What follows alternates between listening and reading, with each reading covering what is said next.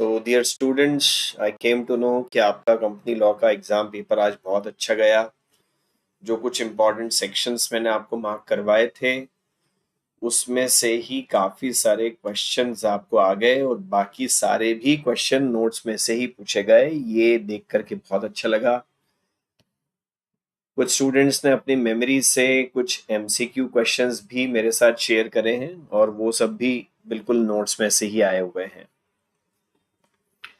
तो ये question 1A है डिस्क्रिप्टिव में आपका, पेज नंबर 39 अपने नोट्स का, सेक्शन नंबर 48 का क्वेश्चन है और मैंने इसी के ऊपर एक शॉर्ट आंसर भी आपके लिए लिख दिया है। क्या company class of share holder के राइट चेंज कर सकती है?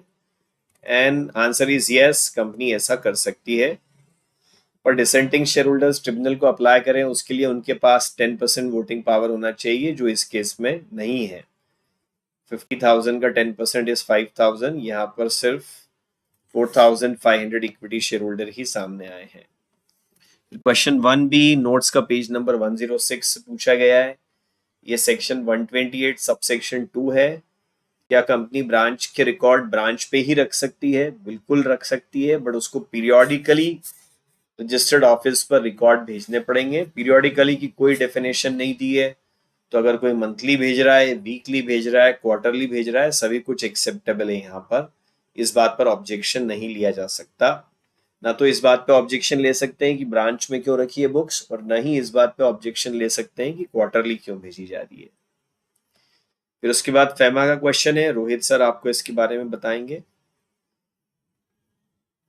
नेक्स्ट उसके बाद ये तो एक कंपलसरी क्वेश्चन हो गया। आप सारे ऑप्शनल क्वेश्चंस चालू होते हैं 2 से लेकर के 6 तक के, जिसमें से कुछ 4 आपको अटेम्प्ट करने थे। Question 2A page number 34 section 42 से पूछा हुआ है। कितने लोगों को maximum private placement offer letter दे सकते हैं? 200। उसमें भी QIB नहीं काउंट करेंगे, ESOP काउंट नहीं करेंगे। अलॉटमेंट का शेयर का नहीं करा स्टिपुलेटेड टाइम में तो क्या होगा? 60 डेज में अलॉटमेंट नहीं करा तो अगले 15 दिन में पैसा वापस करना है, और अगर डिले कर दिया तो 61st डे से इंटरेस्ट लगना शुरू हो जाएगा at the rate of 12%।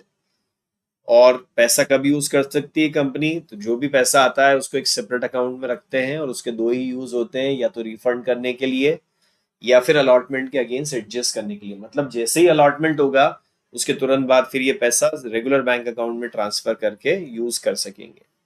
Joint holders में अगर डिस्प्यूट हो जाए, वैसे तो दोनों मिलके वोट करें, डिस्प्यूट हो जाए तो जिसका नाम पहले लिखा है सीक्वेंस में वो वोट कर सकता है। ये बी पार्ट आ गया इसी क्वेश्चन का। बी का सेकंड पार्ट, ये पेज नंबर 65 है नोट्स का, सेक्शन नंबर 76 है। पब्लिक से डिपॉजिट लेने के लिए नेटवर्थ 100 करोड़ या ज्यादा, या फिर टर्नओवर 500 करोड़ या उससे ज्यादा होना चाहिए। ये देखो, आपको नोट्स में से भी मैं इसको एक बार क्विकली शो कर देता हूं। वैसे तो ये सब कुछ आपने ऑलरेडी पढ़ाई हुआ है। यहाँ बीच में एंड नहीं लिखा है, बीच में और लिखा हुआ है। तो इसका मतलब ये निकला कि ये कंपनी पब्लिक से डिपॉजिट ले सकती है क्योंकि नेटवर्थ इसकी 100 करोड़ रुपए से भी ऊपर है। जनरल क्लॉज एक्ट है अदर लॉज में से। फिर कंपनी लॉ का क्वेश्चन नंबर 3A है, पेज नंबर 50 से पूछा गया है ये नोट्स के, सेक्शन नंबर 63 से। बोल रहे हैं बोनस इशू की क्या कंडीशन है, तो आपको स्ट्रेट क्वेश्चन है, इसके सारे आपको आंसर लिखने पड़ेंगे। आपको याद हो तो क्लास में मैंने आपको इसका निमोनिक भी बताया हुआ है, ABCDEF ऑफ बोनस। वो सारी की सारी 6-7 कंडीशन आपको, A for article of association, B को हमने P और O में ब्रेक कर दिया था, तो इसमें एस में भी प्रेस्क्राइब्ड आता था, O ऑर्डिनरी रेजोल्यूशन आता है, C can't issue in leave of bonus, D हमारा डिफॉल्ट नहीं होना चाहिए डेट सिक्योरिटीज के अंदर, E एम्प्लॉयज के स्टैट्यूटरी ड्यूज में डिफॉल्ट नहीं होना चाहिए, और F fully paid up bonus share आपको इशू करना चाहिए। वो सारी कंडीशन आपको लिखनी है 5 नंबर के लिए। फिर क्वेश्चन 3B पेज 82 से पूछा गया नोट्स के, सेक्शन नंबर 103, साथ में थोड़ा रेफरेंस सेक्शन 113 का भी आता है। अगर पब्लिक कंपनी है और 1200 मेंबर है, मतलब 15 लोगों से कोरम पूरी होगी। यहाँ 14 ही लोग हैं, पर इस 14 में से एक आदमी दो बॉडी कॉर्पोरेट का रिप्रेजेंटेटिव है, तो फिर उसको एक नहीं दो गिना जाएगा, तो ऐसे में 15 हो गए, तो कोरम यहाँ पर पूरी हो जाती है। और क्या इस तरह से चेयरमैन मीटिंग को एडजर्न कर सकता है? तो वो नहीं कर सकता है, ये उसकी पावर के बाहर है। फिर उसके बाद क्वेश्चन 4A, ये भी नोट से पूछा गया, पेज नंबर 100, सेक्शन 123। इसमें 50 लाख डिविडेंड देना चाह रहे हैं। क्वेश्चन में ना थोड़ा डिफेक्ट है इसके अंदर। बोल रहे हैं करंट ईयर का प्रॉफिट 16 ही लाख है, तो भाई साहब मतलब अभी 34 लाख रुपए आपको कम पड़ रहे हैं यहाँ पे, राइट। 34 लाख रुपए आप कहां से देंगे? तो उसके लिए बोलते हैं accumulated profits of last 8 years is 170 lakhs. ये नहीं बताया कि एक्यूमुलेटेड प्रॉफिट सरप्लस के फॉर्म में पड़े हुए हैं P&L के अंदर, या ये फ्री रिजर्व में ट्रांसफर किए जा चुके हैं। अगर ये सरप्लस के फॉर्म में पड़े हुए हैं तब तो कहीं कोई रेस्ट्रिक्शन ही नहीं है और कोई कैलकुलेशन करने की जरूरत ही नहीं है। लेकिन आगे जिस तरह से इन्होंने लिख दिया कि आप सारे कैलकुलेशन करके और बताओ, तो फिर लग रहा है कि शायद क्वेश्चन मेकर की इंटेंशन ये थी कि ये 170 लाख कहां पर से आना चाहिए थे? ये 170 लाख आना चाहिए थे फ्री रिजर्व्स। ऐसा लग रहा है कि ये 170 लाख फ्री रिजर्व का अमाउंट है। फ्री रिजर्व का अमाउंट है, पिछले 8 साल से डिविडेंड दिया नहीं है, तो 3 साल की एवरेज वाली कंडीशन एप्लीकेबल होगी नहीं इसके ऊपर। कंडीशन, अच्छा, कैरिड फॉरवर्ड लॉस कुछ नहीं है, तो वो सेट ऑफ करने की कंडीशन भी एप्लीकेबल नहीं होगी। तो दो ही कंडीशन बची कि paid up capital plus free reserve का 10% से ज्यादा अमाउंट रिजर्व से विड्रॉ नहीं कर सकते। तो रिजर्व 170 है, मतलब पेड अप कैपिटल 680 है इस 25% के हिसाब से। दोनों का मिला के 10%, मतलब 85 विड्रॉ कर सकते हैं, हमको तो 34 ही विड्रॉ करना है।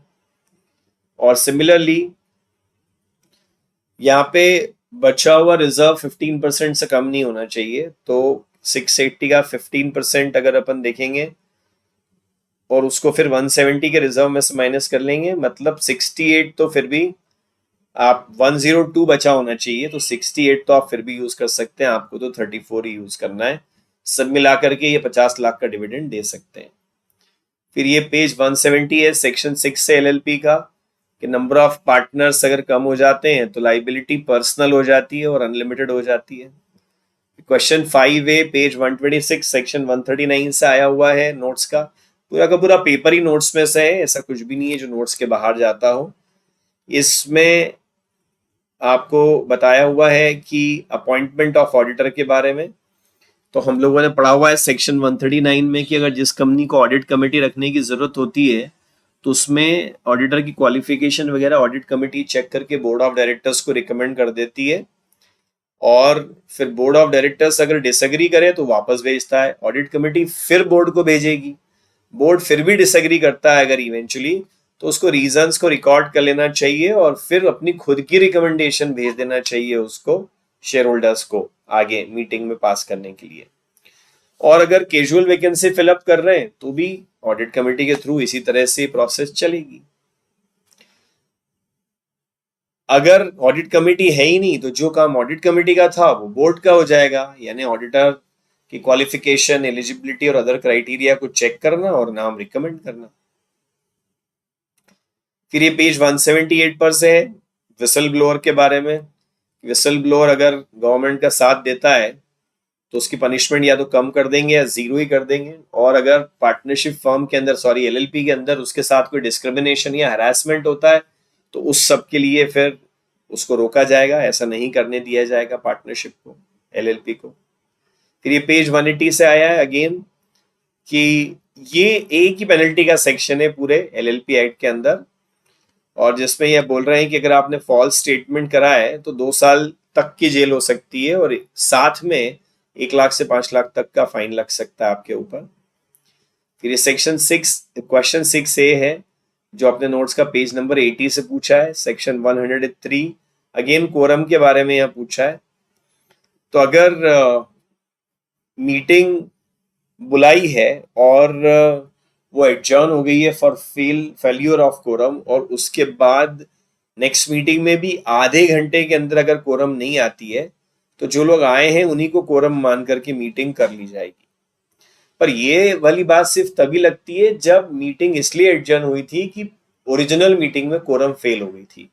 किसी और कारण से अगर मीटिंग एडजर्न हुई है, जैसे मेंबर्स में झगड़ा हो गया और फिर एडजर्न मीटिंग में कोरम नहीं आती है, तो वो मीटिंग एक्चुअली कैंसिल हो जाएगी। डीम्ड कोरम का प्रोविजन सिर्फ तभी है जब मीटिंग कोरम की वजह से एडजर्न हुई हो, तो फिर एडजर्न मीटिंग में डीम्ड कोरम होगी। और अगर मेंबर्स की रिक्वेस्ट पे मीटिंग बुलाई गई थी और कोरम नहीं आई है, तो मीटिंग ऐसे केस में ऑटोमेटिकली कैंसिल हो जाएगी। तो पूरा का पूरा पेपर बिल्कुल सीधा सच्चा सा नोट्स में से आ गया है। आई एम श्योर आपने इसमें अच्छा परफॉर्म किया होगा, पर फिलहाल ये आंसर टैली करने की जगह आपको अपने अगले पेपर के ऊपर फोकस करना चाहिए। Thank you very much. और एफएम की प्रिपरेशन अच्छे से करना। और जिस तरह से एमसीक्यू आ रहे हैं ना बेटा, अभी फाइनल के एएफएम पेपर के अंदर जैसे एमसीक्यू आए हैं एफएम में, वो ना ऐसे स्ट्रेट छोटे छोटे से क्वेश्चन बना के पूछ लिए उन्होंने। ऐसे कोई बड़ी बारी केस स्टडी जैसा कुछ नहीं है। केस स्टडी भी है तो एक छोटा सा 4 6 8 लाइन का क्वेश्चन है और उसके ऊपर फिर 2 3 4 एमसीक्यू पूछ लिए। और बाकी ऐसे छोटे छोटे से कॉन्सेप्ट्स के ऊपर एमसीक्यू एफएम में पूछे जाने की संभावना है। छोटा सा कैलकुलेशन, छोटा सा कॉन्सेप्ट। तो बस आप अपनी कंसेप्चुअल क्लियरिटी रखो, ढेर सारे क्वेश्चन प्रैक्टिस करने की जरूरत नहीं है एमसीक्यू के लिए। कॉन्सेप्ट क्लियर है तो एमसीक्यू बड़े अच्छे से आप बड़े आराम से अटेम्प्ट कर दोगे। Alright, thank you, wish you all the best, bye bye.